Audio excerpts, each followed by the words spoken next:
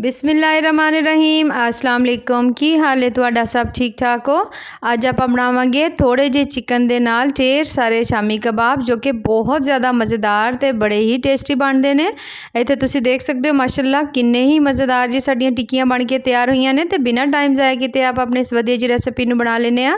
ते इस मज़ेदार जी रेसिपी नूं बनाउण वास्ते सब तो पहले असीं इत्थे ले लिया पैन, ते पैन दे विच पा लवांगे आपां 1 कप चिकन दा। ਤੇ ਇਹਦੇ ਵਿੱਚ ਜਿਹੜਾ ਘਿਓ ਪਾਣਾ ਨਾ, ਘਿਓ ਤੁਸੀਂ ਬਹੁਤ ਜ਼ਿਆਦਾ ਨਹੀਂ ਪਾਣਾ, 2 ਤੋਂ 3 ਚਮਚ ਜਿਹੜਾ ਨਾ ਕੁਕਿੰਗ ਆਇਲ ਜਾਂ ਘਿਓ ਇਹ ਕਾਫੀ ਹੋਏਗਾ।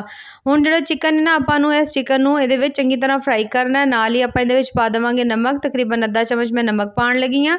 ਇਹਦੇ ਨਾਲ ਚਿਕਨ ਬਹੁਤ ਜ਼ਿਆਦਾ ਜੂਸੀ ਬਣੇਗਾ, ਬੜਾ ਕਮਾਲ ਦਾ ਬਣੇਗਾ। ਹੁਣ ਆਪਾਂ ਚਿਕਨ ਨੂੰ ਚੰਗੀ ਤਰ੍ਹਾਂ ਇਸ ਘਿਓ ਦੇ ਵਿੱਚ, ਥੋੜ੍ਹੇ ਜਿਹੇ ਘਿਓ ਦੇ ਵਿੱਚ ਨਾ ਫਰਾਈ ਕਰ ਲਵਾਂਗੇ ਤਾਂ ਕਿ ਚਿਕਨ ਵੀ ਅੱਛੀ ਤਰ੍ਹਾਂ ਗਲ ਜਾਵੇ ਤੇ ਇਹਦੀ ਜਿਹੜੀ ਕੋਈ ਥੋੜ੍ਹੀ ਬਹੁਤੀ ਸਮੈਲ ਹੈ ਨਾ ਉਹ ਵੀ ਖਤਮ ਹੋ ਜਾਏ। ਤੇ ਹੁਣ ਆਪਾਂ ਇਹਨੂੰ ਅੱਛੀ ਤਰ੍ਹਾਂ ਕਰ ਲਵਾਂਗੇ ਫਰਾਈ। ਤੇ ਇੱਥੇ ਤੁਸੀਂ ਦੇਖ ਸਕਦੇ ਹੋ चिकन ਨੂੰ मैं काफ़ी हद तक फ्राई कर लिया, ਇਹਦਾ कलर भी काफ़ी चेंज हो गया। तो हम थोड़ी देर वास्ते होर करांगे, ਉਹਦੇ बाद ਆਪਾਂ ਇਹਦੇ ਵਿੱਚ ना कुछ सब्जियां पावांगे। तो इत्थे तुसीं देख सकते हो माशाअल्लाह चिकन ज़बरदस्त जिहा साडा फ्राई हो गया। हुण आपां इहदे विच पा देना प्याज, 2 अदद मीडियम साइज़ के प्याज बिल्कुल बारीक कट के पा दिते ने मैं।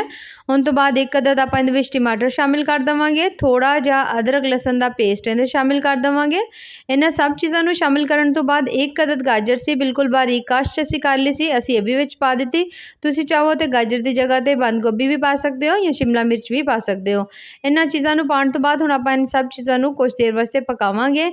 तो जदों तक कि सब्जियां ने ना जिहड़ियां उन्हां 'च थोड़ी बहुती पानी की नमी है खत्म नहीं हो जाती। बहुत ज़्यादा इवें जिहड़ा चिकन है बन के बड़ा मज़ेदार जिहा तैयार हुंदा है। तो इन्नियां टिक्कियां बहुत ज़्यादा लाजवाब बनदियां ने। ਤੇ ਜਦੋਂ ਤੁਸੀਂ ਦੇਖੋਗੇ ਤੁਸੀਂ ਚਿਕਨ ਨੂੰ ਸੋਹਣਾ ਬੜਾ ਭੁੰਨ ਲਿਆ ਨਾ, ਤੇ ਫਿਰ ਆਪਾਂ ਇਹਦੇ ਵਿੱਚ ਮਸਾਲੇ ਪਾਵਾਂਗੇ। ਨਮਕ ਆਪਾਂ ਪਹਿਲੇ ਹੀ ਪਾਇਆ ਸੀ, ਅੱਧਾ ਚਮਚ ਮੈਂ ਇਹਦੇ ਵਿੱਚ ਪਾ ਦਿੱਤੀ ਹੈ ਹਲਦੀ। ਉਸ ਤੋਂ ਬਾਅਦ ਤਕਰੀਬਨ 1 ਚਮਚ ਆਪਾਂ ਇਹ 'ਚ ਲਾਲ ਮਿਰਚ ਪਾਵਾਂਗੇ, ਥੋੜਾ ਜਿਹਾ ਸੁੱਕਾ ਧਨੀਆ ਤੇ ਗਰਮ ਮਸਾਲਾ ਮਿਕਸ ਜਿਹੜਾ ਹੁੰਦਾ ਨਾ ਉਹ ਪਾ ਦਾਂਗੇ। 1 ਚਮਚ ਆਪਾਂ ਇਹਦੇ ਵਿੱਚ ਪਾਣਾ ਵਾ ਤਿੱਕਾ ਮਸਾਲਾ, ਠੀਕ ਹੈ।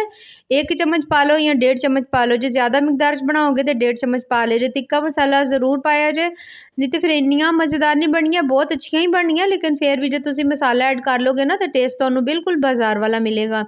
हुण इन्हां सब चीज़ों नूं पा के मसाले नूं अच्छी तरह भुन लवांगे। हुण मैं इत्ते ढक्कन लाउण लगी हाँ, तकरीबन 3 ਤੋਂ 4 मिनट वास्ते ढक्कन लावांगे तो ताकि अच्छी तरह जिहड़ियां सब्जियां ने वो भी नरम हो जाण ते उहदे नाल जिहड़ा चिकन ना वो भी गल जावे। ਇੱਥੇ ਤੁਹਾਡਾ ਦਿਲ ਕਰੇ ਹਲਕਾ ਜਿਹਾ ਪਾਣੀ ਜੇ ਛਿੱਟਾ ਲਾਉਣ ਨੂੰ, ਤੇ ਪਾਣੀ ਦਾ ਥੋੜਾ ਜਿਹਾ ਛਿੱਟਾ ਲਾ ਕੇ ਤੁਸੀਂ ਇਹਨੂੰ ਚੰਗੀ ਤਰ੍ਹਾਂ ਭੁੰਨ ਲਿਆ ਜੇ। ਹੁਣ ਆਪਾਂ ਇਹਨੂੰ ਚੰਗੀ ਤਰ੍ਹਾਂ ਇਹਨੂੰ ਚਿਕਨ ਨੂੰ ਤੇ ਇਹਨਾਂ ਸਬਜ਼ੀਆਂ ਨੂੰ ਪਕਾ ਲੈਣਾ ਵੇ। ਤੇ ਤੁਸੀਂ ਚਿਕਨ ਨੂੰ ਨਾ ਆਪਾਂ ਮੈਸ਼ ਕਰਨਾ ਹੈ, ਠੀਕ ਹੈ। ਜਦੋਂ ਤੁਸੀਂ ਦੇਖੋ ਨਾ ਚਿਕਨ ਗਲ ਗਿਆ, ਅੱਛੀ ਤਰ੍ਹਾਂ ਪੱਕ ਗਿਆ, ਤੇ ਫਿਰ ਆਪਾਂ ਇਹਨੂੰ ਉਤਾਰ ਦਾਂਗੇ। ਫਲੇਮ ਆਪਾਂ ਇਹਦੀ ਬੰਦ ਕਰ ਦੇਵਾਂਗੇ। ਉਤਾਰ ਕੇ ਆਪਾਂ ਥੋੜਾ ਠੰਡਾ ਕਰ ਲੈਣਾ ਹੈ, ਤੇ ਜਿਹੜਾ ਚਿਕਨ ਹੈ ਨਾ ਉਹਨੂੰ ਤੁਸੀਂ ਥੋੜਾ ਜਿਹਾ ਸ਼ਰੈਡ ਕਰ ਲੈਣਾ, ਯਾਨੀ ਛੋਟੇ ਛੋਟੇ ਜਿਹੇ ਪੀਸਿਸ 'ਚ ਕਰ ਲਿਆ ਜੇ ਉਹਨੂੰ। ਤੇ ਇੱਥੇ ਅਸੀਂ ਲੈ ਲਿਆ 1 ਅਦਦ ਬੋਲ, ਤੇ ਬੋਲ ਦੇ ਵਿੱਚ ਅਸੀਂ ਸ਼ਾਮਿਲ ਕਰ ਦਿੱਤੇ ਨੇ ਤਕਰੀਬਨ 3 ਅਦਦ ਮੀਡੀਅਮ ਸਾਈਜ਼ ਦੇ ਆਲੂ। ਇਹਨਾਂ ਨੂੰ ਅਸੀਂ ਪਹਿਲੇ ਹੀ ਬੋਇਲ ਕਰ ਲਿਆ ਸੀ, ਠੀਕ ਹੈ। ਬੋਇਲ ਕਰਨ ਤੋਂ ਬਾਅਦ ਹੁਣ ਆਪਾਂ ਇਹਦੇ ਵਿੱਚ ਪਾ ਦੇਵਾਂਗੇ ਥੋੜਾ ਜਿਹਾ ਸਬਜ਼ ਧਨੀਆ। ਤੇ ਆ ਜਿਹੜਾ ਤਮਾਮ ਚਿਕਨ ਸੀ ਨਾ ਉਹਨੂੰ ਛੋਟੀਆਂ ਛੋਟੀਆਂ ਬੋਟੀਆਂ ਨੂੰ ਅਸੀਂ ਫਿਰ ਤੋੜ ਲਿਆ ਸੀ, ਯਾਨੀ ਅਸੀਂ ਉਹਨਾਂ ਨੂੰ ਸ਼ਰੈਡ ਕਰ ਲਿਆ ਸੀ। ਉਹ ਸਾਰਾ ਜਿਹੜਾ ਨਾ ਆਪਾਂ ਇਹਨਾਂ ਆਲੂਆਂ ਦੇ ਵਿੱਚ ਸ਼ਾਮਿਲ ਕਰ ਦੇਵਾਂਗੇ। ਆਲੂਆਂ ਦੇ ਵਿੱਚ ਸ਼ਾਮਿਲ ਕਰਨ ਤੋਂ ਬਾਅਦ ਹੁਣ ਆਪਾਂ ਇਹਨਾਂ ਨੂੰ ਮਿਕਸ ਕਰ ਲੈਣਾ ਅੱਛੀ ਤਰ੍ਹਾਂ।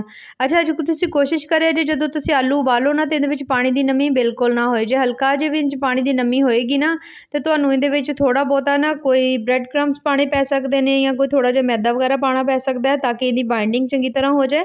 ਪਰ ਜੇ ਆਲੂ ਜਿਹੜੇ ਨੇ ਨਾ ਉਹ ਤੁਸੀਂ ਅੱਛੀ ਤਰ੍ਹਾਂ ਉਬਾਲੇ ਨੇ, ਉਹਨਾਂ 'ਚ ਪਾਣੀ ਦੀ ਨਮੀ ਨਹੀਂ ਨਾ, ਫਿਰ ਤੁਹਾਨੂੰ ਕੁਛ ਵੀ ਪਾਉਣ ਦੀ ਜ਼ਰੂਰਤ ਨਹੀਂ, ਬਲਕਿ ਬਹੁਤ ਅੱਛੀ ਤਰ੍ਹਾਂ ਤਮਾਮ ਚੀਜ਼ਾਂ ਮਿਕਸ ਹੋ ਜਾਣਗੀਆਂ। ਦੇਖ ਸਕਦੇ ਹੋ ਮਾਸ਼ਾਅੱਲਾ ਤਮਾਮ ਚੀਜ਼ਾਂ ਬਹੁਤ ਅੱਛੀ ਤਰ੍ਹਾਂ ਮਿਕਸ ਹੋ ਗਈਆਂ ਨੇ। ਤੇ ਬਸ ਇਹਨੂੰ ਹੁਣ ਆਪਾਂ ਰੱਖ ਦੇਵਾਂਗੇ। ਹੁਣ ਆਪਾਂ ਇਹਦੀਆਂ ਬਣਾ ਲੈਣੀਆਂ ਨੇ ਟਿੱਕੀਆਂ। ਟਿੱਕੀਆਂ ਬਣਾਉਣ ਵਾਸਤੇ ਹਲਕਾ ਜਿਹਾ ਆਇਲ ਨੂੰ ਹੱਥਾਂ 'ਤੇ ਲਾ ਲਿਆ ਜੇ, ਤਾਂ ਕਿ ਹੱਥਾਂ ਦੇ ਨਾਲ ਇਹ ਚਿਪਕੇ ਨਹੀਂ, ਤੇ ਬਹੁਤ ਈਜ਼ੀਲੀ ਜਿਹੜੀਆਂ ਟਿੱਕੀਆਂ ਨੇ ਬਣ ਕੇ ਤੇ ਤਿਆਰ ਹੋ ਜਾਣ।